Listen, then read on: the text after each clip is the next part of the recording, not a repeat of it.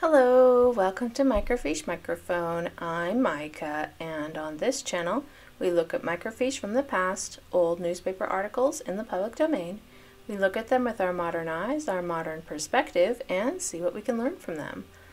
On this microfiche time capsule, we are looking back at the Juvenile Instructor from January 1st, 1900. And this article is entitled Lives of Our Leaders, the Apostles, Lorenzo Snow. Now, the reason I have decided to make a shift, and the reason is because I had been reading a full Juvenile Instructor, and first of all, there's a lot of little articles that aren't that interesting, and second of all, it was a lot of work for something that got 0 views. So I thought if I specialized it a little bit more, that it might be more interesting for the general public, and also that I could pinpoint like its subject, you know. So it will also be easier on me because it's not as much work. So we're going to be reading, this is a whole series, the Lives of Our Leaders series, and I thought that would be really fun just to do kind of like a biographical, expose here into the leaders of the church in 1900. All right, so we are starting with Lorenzo Snow, who was the president of the church at the time. Yeah. He was only president of the church for a couple of years. I believe it was from 1898 until 1901, if I'm not mistaken. It was a very short time, but this was during that time, so. There is not in all Utah, nor in the entire West, a more interesting personality than the present prophet, seer, and revelator, and president of the Church of Jesus Christ of Latter-day Saints. That this is due in part to the position he occupies and the peculiar circumstances surrounding him and his people there can be no doubt, but that the general interest he excites centers largely in the man himself, independent of the externals of office and environment, is every whit as unquestionable. Okay.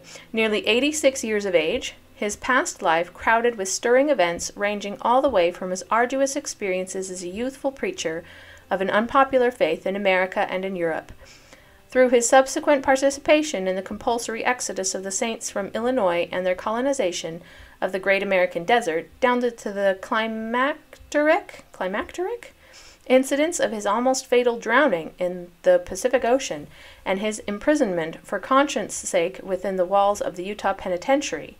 He is today, in spite of all these toils and tribulations, in sound health, with powers of mind and body unimpaired, a physical and mental marvel, and amid threatening elements portentous of further persecution, an embodiment of calm hope and cheerful serenity, beautiful, if not wonderful, to behold.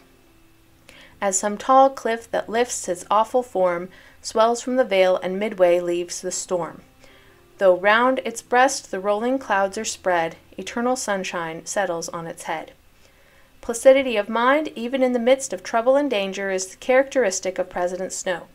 He makes the best of every situation and readily adapts himself to his surroundings, however uncomfortable and oppressive they may be, holding it to be part of true wisdom, the optimistic stoicism expected of a saint, to seek to derive from every condition the knowledge and discipline which the all-wise dispenser of human affairs intended that condition to bestow. He undoubtedly owes to this faculty and disposition quite as much as to his virtuous and temperate life, that remarkable perpetuation of youthful vigor, which, like the Gulf Stream in Arctic water, softens the tempers for him the frostiness of age, renders fruitful the present, and promises to make productive the shores of the distant future. President Snow's mentality is a rare and varied combination. He is a natural financier and at the same time a spiritually minded man of literary tastes and poetic temperament. His early experiences as a convert to and an exponent of Mormonism not only border upon but are within the realm of the marvelous, while his latest achievements in the direction of lifting from the shoulders of the church the burden of debt that has so long rested upon it, and causing a more faithful observance of the law of tithing among its members, are as extraordinary as they are gratifying to all having the welfare of the church at heart. It was to be expected that the business acumen and executive ability which founded and carried on the United Order of Brigham City, a cooperative system, and the nearest and most successful approach to the united order projected by the prophet Joseph Smith yet realized, would do something towards reliving the tension under which the Church was laboring at the time of President Snow's advent into power. But that such an impetus as has been manifested would be given, particularly at his time of life, was altogether unlooked for, not since the days of President Young, of whose firm-handed, puissant administration, that's interesting, puissant, is French. It means like powerful? Yeah. Administration, the present one is strikingly reminiscent. Have the Latter-day Saints been so stirred by the preaching of their leaders as during the first year of President Snow's presidential incumbency, a year of tithe preaching and tithe paying, almost unprecedented and already resultant in a better condition of affairs, temporally and spiritually, than the Church has known for years? President Snow is not a sanctimonious man. He could not be a fanatic or a bigot if he wished. He is too well-balanced, broad-minded, and charitable for that. He would never persecute a man for his opinions, neither indeed for his actions, however much he might disapprove of them. He would never interfere with a man's religious worship, let him worship how, where, or what he might. He is remarkably broad and liberal in relation to such things. At the same time, he is a pattern of true piety, an exemplary Christian gentleman, zealous in and devoted to the cause he deems divine. No tyrant, yet a man of firm will, fearless in conceiving, prompt and decided in executing his purposes. Without being a politician, he is wisely politic, and while fearing no man, he is prudent and cautious, regardful of proprieties of all men's rights. Once convinced of the correctness of an idea, be it a doctrine, principle, policy, or course of conduct, he adheres to it with inflexible resolution. He may make enemies by so doing, but he cares little or nothing for that. I would as lief have some enemies as not, he remarked sententiously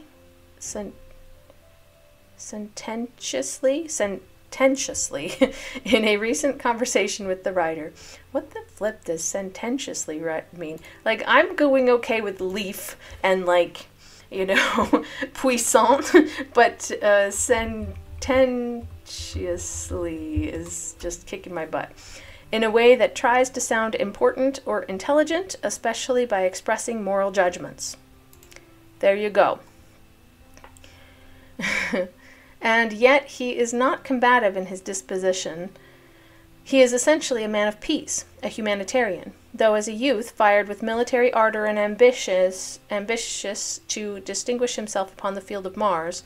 It was not the love of strife and bloodshed that inspired him, but the romance and chivalry of a soldier's life, as hallowed and handed down by the memories and traditions of the heroic past, particularly of revolutionary times. The martial spirit did not abide with him, or was turned into loftier and purer channels when he became a soldier of the cross, waging war not with his fellow man, but, like ancient Paul, with evil principalities and powers. He relates how, on a certain day in his youth, while out hunting, he fell into a reflection upon the nature of his pursuit, that of amusing himself by giving pain and death to harmless, innocent creatures, that perhaps had as much right to life and enjoyment as he had. Feeling condemned, he laid his gun upon his shoulder, returned home, and thenceforth had no inclination for that murderous amusement. That is quite admirable, especially for the time. Back in this time, this is before the World Wars, before people were very jaded when it comes to war. In general, people thought of war as being a very noble thing to do, is to go off to war and just be like, they were very much into the pomp and circumstance, you know, dressing up and having little parades and things like that. But it's not that common for people to have been very negative about war. They were mostly like, no, we need to fight because, you know, and they'd have their reasons. But that's what they would focus on. They wouldn't focus on the horrors of war, which was focused on later in life. Like, that's become part of our culture because that's what we have heard growing up from our grandparents who fought in World War II, you know, maybe even great-grandparents at this point. But back then, in 1900, and pre-1900, when Lorenzo Snow was a younger man, he was very much influenced by this pomp and circumstance, this positive view of soldiers, but he did not enjoy it. Like, you can definitely tell. He's like, no, this isn't my thing, and he just left. So I'm glad he was able to do that. I mean, a lot of people aren't able to leave once they've started, so at least that was, a possibility for him. But while humane and merciful, Lorenzo Snow is no namby-pamby weakling, one who, presumed upon the supposition, would speedily discover his mistake. Regardful of others' rights, he is equally insistent upon his own. No man ever imposed upon him without his knowing it. He is bland and soft-spoken as a rule, though he can be stern, and is always plain and straightforward in expressing his opinions. In his public discourses he speaks straight to the point, makes no effort at oratory, and his manner and style are entirely without ostentation. His temperament, as stated, is poetic, though he has seldom essayed to wield the poet's pen. In literature, it is as a letter-writer that he shines, his descriptive correspondence especially possessing a beauty that borders on the classical. What he does is for the glory of God. A key to his character, an index to the spirit of the man, is furnished in his laconic speech to the Council of the Apostles on becoming president of the Church. "Brethren," said the silver-haired, slender-framed, but straight-limbed and still vigorous veteran, standing erect in the midst of that solemn conclave, "I don't want this administration to be known as Lorenzo Snow's administration, but as God's, in and through Lorenzo Snow." A volume could tell no more. A native of Mantua, Portage County, Ohio, where he was born April 3, 1814. Lorenzo Snow, the eldest son of Oliver and Rosetta L. Pettibone Snow, was reared with the rest of his father's family upon a farm, where, as his sire was much away on public business, he was frequently left in charge, and early in life became accustomed to responsibilities which he discharged with scrupulous punctuality. From childhood he exhibited energy and decision of character, and was ever a student, whether at home or in school. Though religiously trained from infancy by pious Baptist parents, up to the age of 22 he professed no religion. That's interesting. He never got baptized in Baptist church? His earliest ambition was to be a soldier, and he held from the governor of Ohio a commission, first as an ensign and afterwards as a lieutenant in the state militia. Oh, he was in the militia, which doesn't carry quite as strong of a commitment, yes, as the actual military. Becoming ambitious for a classic education at the age of 21, he entered Oberlin College, at that time exclusively a Presbyterian institution, to which he was admitted as a special favor through the influence of an intimate friend connected therewith. Very nice. He got in because of a friend. Oh, gosh. Okay. Yeah, there you go. It helps. But especially because he wasn't Presbyterian, yeah? He remained impervious to the teachings of Orthodox Christianity, with which he became very familiar while at Oberlin, and just before leaving there he wrote to his sister Eliza, who had been converted to Mormonism and was then a resident of Kirtland, teaching the family school of the prophet Joseph Smith, asking many questions concerning her religion, and adding, "If there is nothing better than is to be found here in Oberlin College, goodbye to all religions." Yeah, actually that's interesting, because Eliza R. Snow is quite well known as being how do you say that? Kind of a stalwart member of the church, as she really helped found the church and became a Relief Society General President, the second one, after Emma Smith, and was that for years. I think it was something like 30 years. Yeah. So she was very well known as being very staunch in the religion, and it's interesting that he was introduced to the religion by his sister. So that's pretty cool. Subsequently, he went to Kirtland by his sister's invitation and studied in a Hebrew school founded by the prophet at that place, and it was through his association with Joseph Smith and other leading elders who were also students in this school that he acquired a knowledge of their religion and was converted thereto. He was baptized in June 1836 by John F. Boynton, one of the 12 apostles. Ordained an elder early in 1837, he first went preaching among his relatives and friends in Ohio, and in the spring of 1838 removed with his parents, who had also joined the church, to Missouri. He was on a mission in Kentucky when his people were driven into Illinois, and it was at Nauvoo that he rejoined them about May 1st, 1840. The same month, he started upon his first mission to Europe. That's crazy. So he was baptized and then immediately went on missions, and he didn't actually come back to his family until much later. Hang on, in 1840, and he was born in 1814, so he was 26, yeah? All right, prior to leaving his native land, he received a remarkable spiritual manifestation in which was revealed to him a doctrine, the sublimest perhaps to be found in the whole arena of the Mormon faith. It came to him in the form of a couplet running as follows: "As man now is, God once was. As God now is, man may be." This bold and startling, yet sublime and magnificent conception was not the familiar doctrine to the Latter-day Saints that it is today.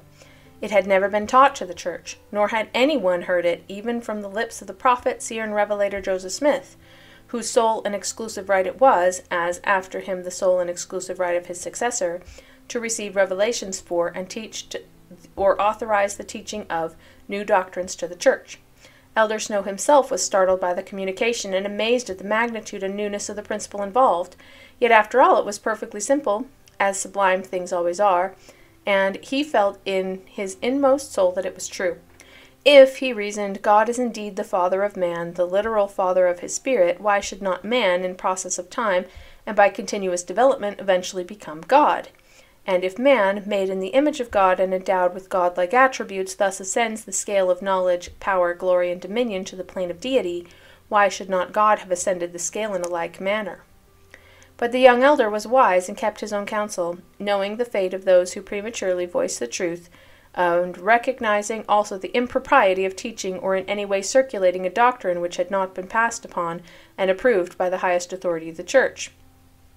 He did confide it, however, to two persons, namely, his sister Eliza, who was ever his faithful friend and close confidant, and President Brigham Young, the chief of the 12 apostles. He communicated it to his sister at Nauvoo before leaving for Europe, and to President Young after reaching England, where most of the 12 apostles were then laboring, and where Elder Snow arrived on the 21st of October, 1840. President Young listened with interest to his recital, and then said, "Brother Snow, that is a new doctrine. If true, it has been revealed to you for your own private information, and will be taught in due time by the prophet to the church. Till then I advise you to lay it upon the shelf and say no more about it." Elder Snow took this wise counsel, and after he had returned to America, it was Brigham Young himself who came to him and told him that what had been revealed to him was true, for the prophet had just been teaching it to the people. Well, that's pretty wise. That's like the good way to go about it. You know, you don't want to jump the gun. While in England, Elder Snow became one of the presidency of the European Mission by appointment of President Parley P. Pratt, who in 1842 followed the other apostles back to America. President Young, prior to returning, had directed that copies of the Book of Mormon, which he had caused to be published in England, should be especially prepared and richly bound for presentation to the Queen and the Prince Consort.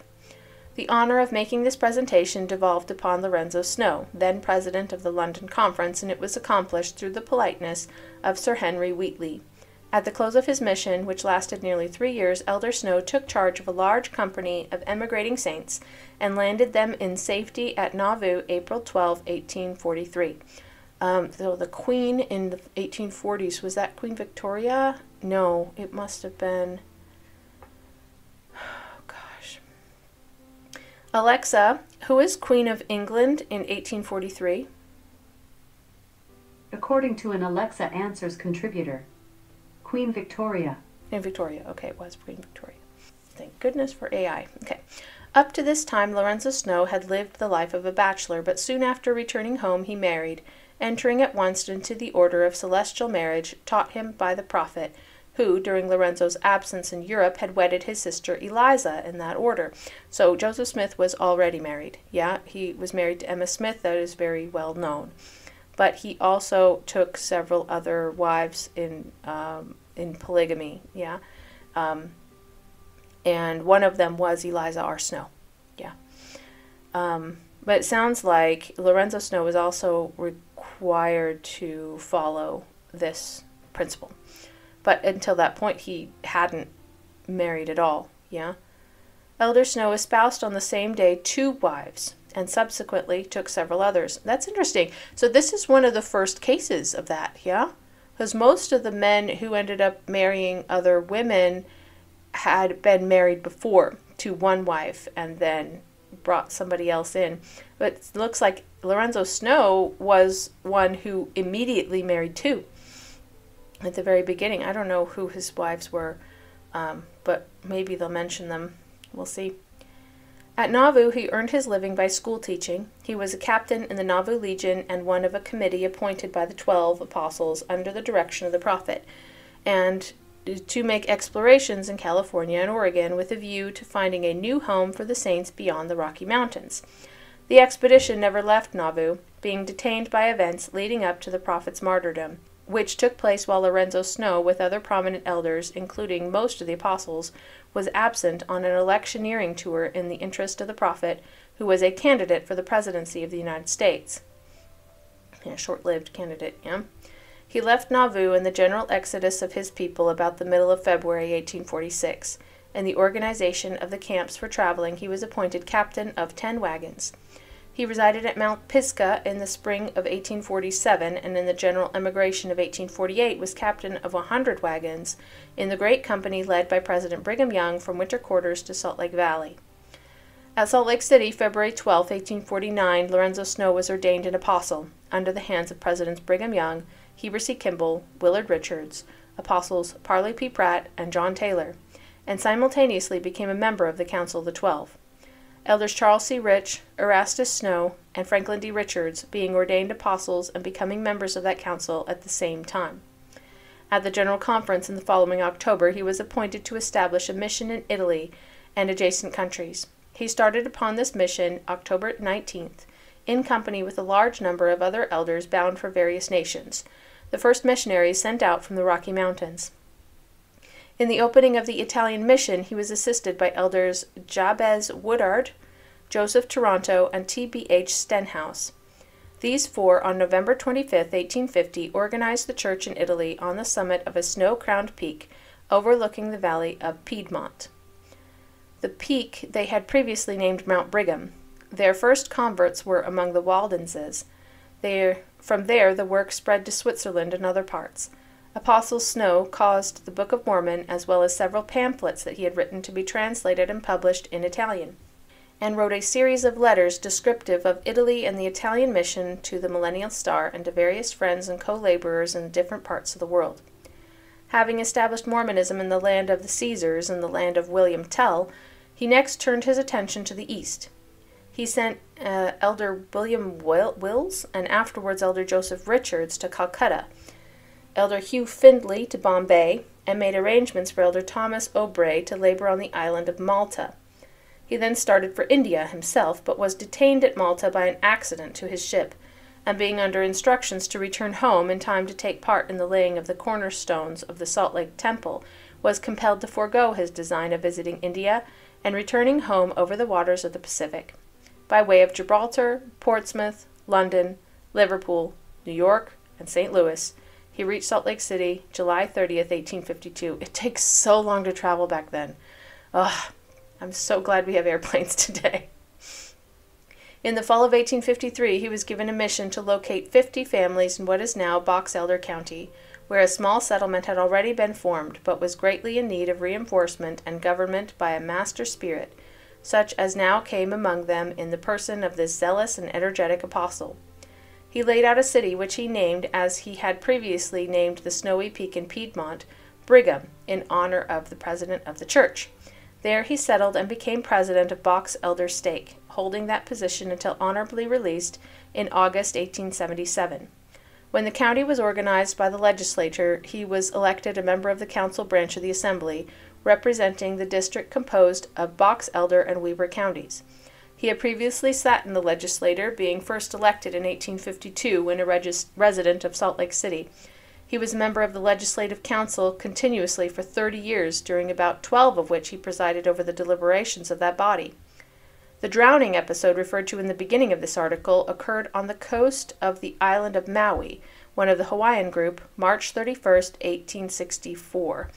Apostle Snow, with Apostle Ezra T. Benson and others, being then upon a special mission to the island for the purpose of setting in order, by direction of President Young, the affairs of that mission, which had become sadly demoralized through the nefarious operations of one Walter M. Gibson, who, all unauthorized, had gone to the islands and imposed himself upon the unsuspecting native members of the church as a spiritual and temporal ruler to whom they must pay abject homage. Oh gosh. Those accompanying the apostle were Elders Joseph F. Smith, Alma L. Smith, and W. W. Clough. The party arrived at Honolulu about March 27th, and sailing thence 2 days later, came to anchor on the morning of the 31st, about a mile from the mouth of the little harbor of Lahaina. The sea was rather rough, especially at the mouth of the harbor, a narrow passage between coral reefs, and in attempting to land, the ship's small boat containing Apostles Benson and Snow, Elders Clough and Alma Smith, the captain and several natives, capsized in the foaming surf.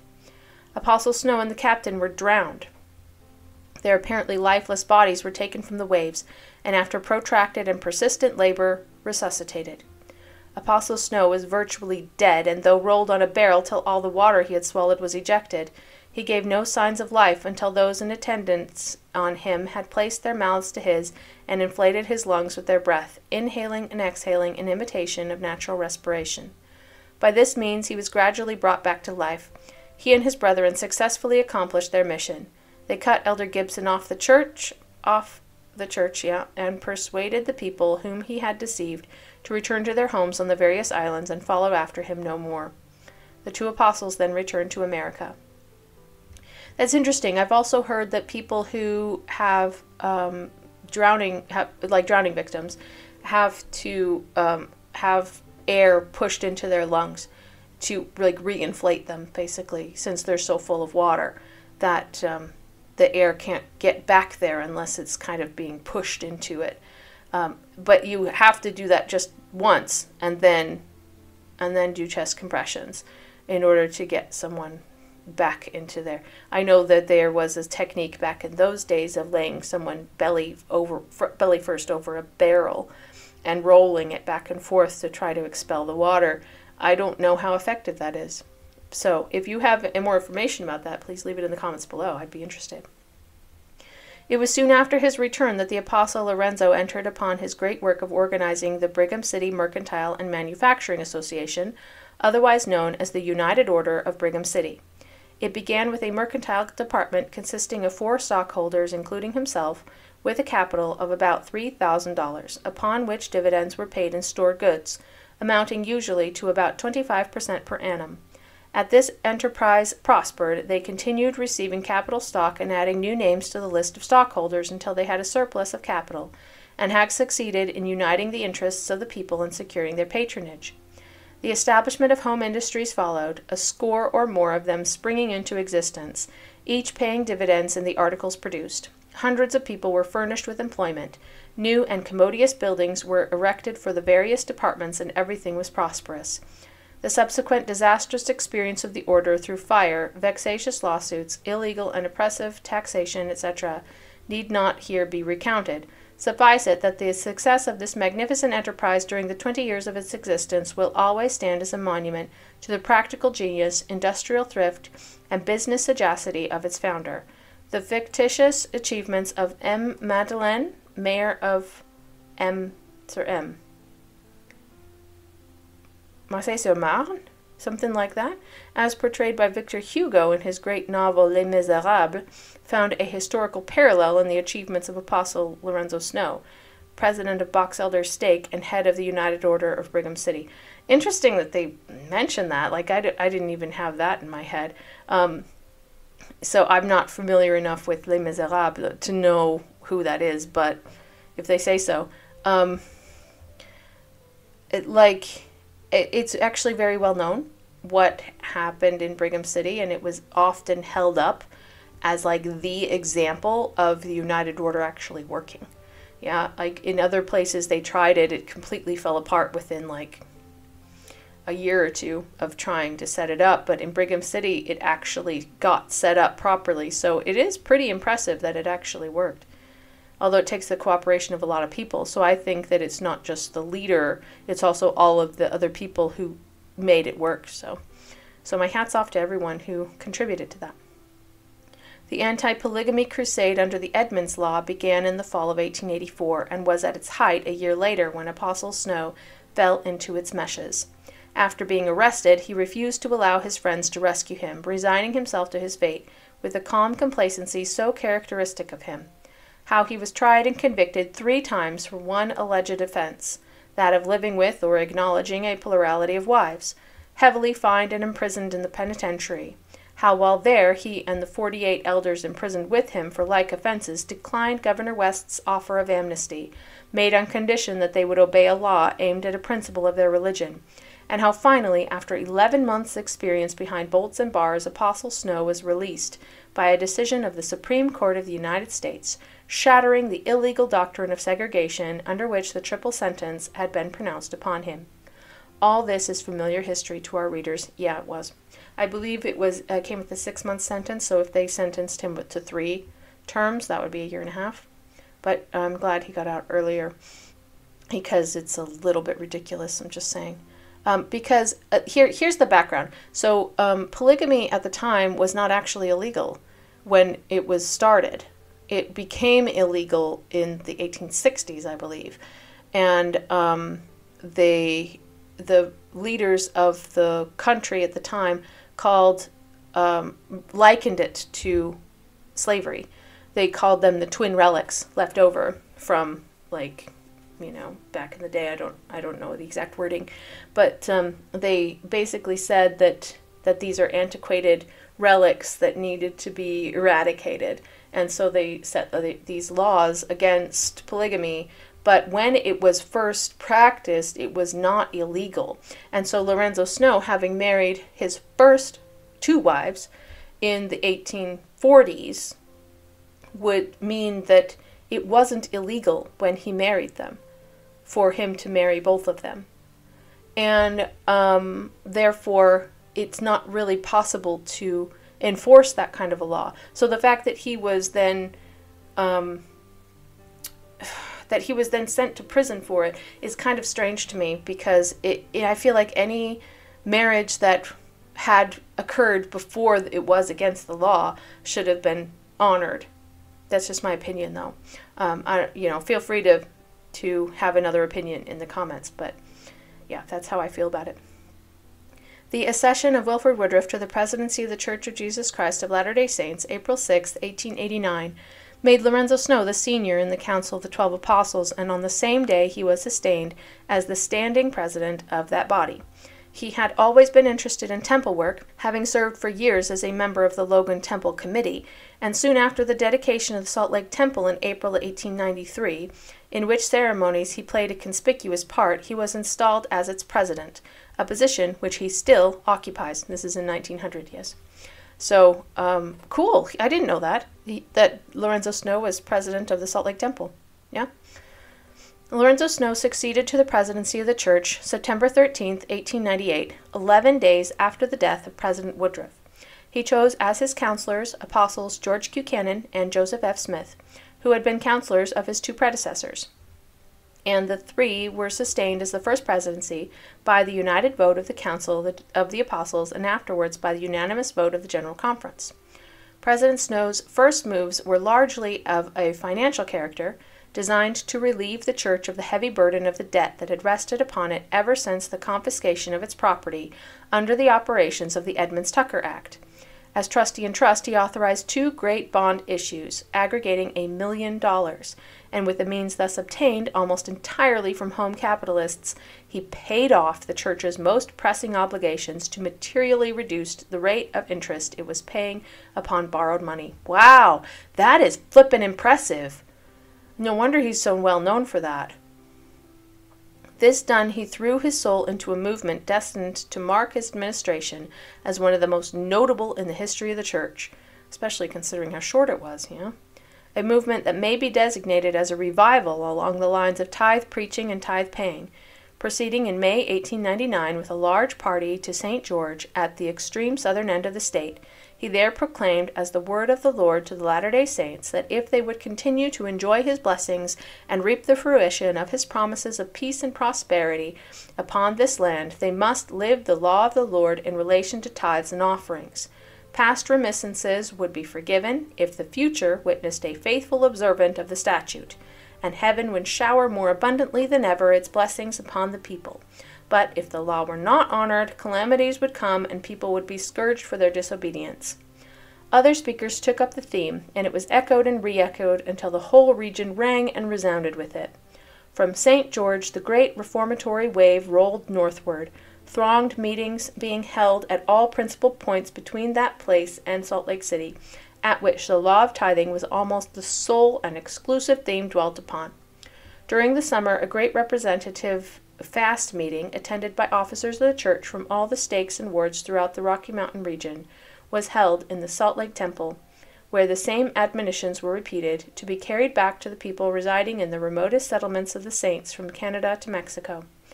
Northern Utah and southern Idaho were also visited by President Snow and the apostolic party in the interests of the same cause. The president gave his hearers to understand that the saints were to pay their tithing, not because it would get the church out of debt, which was merely an incident, but because it was the law of the Lord, a law upon whose faithful observance great blessings were predicated. The effect of this evangelical movement was instantaneous. The president had previously possessed a marked degree the love and confidence of his people, and now these good feelings were increased and intensified. Tithes and offerings came pouring in with a promptness and plenitude unknown for years, and in every way, spiritually and temporally, the church's condition improved and its prospects brightened. Many changes and improvements in its affairs may be looked for as the result of the energetic and progressive policy inaugurated by its present head. His example and precepts all point in the direction of a spiritual and temporal revival among the Latter-day Saints.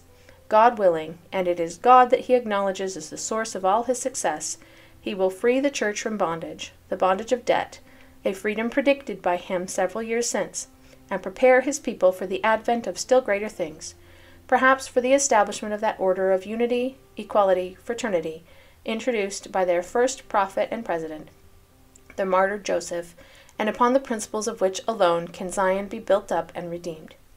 At an age when most men proverbially have one foot in the grave, Lorenzo Snow stands upon its brink like an angel of the resurrection, calling upon the sleeping to awake, upon the dead to rise.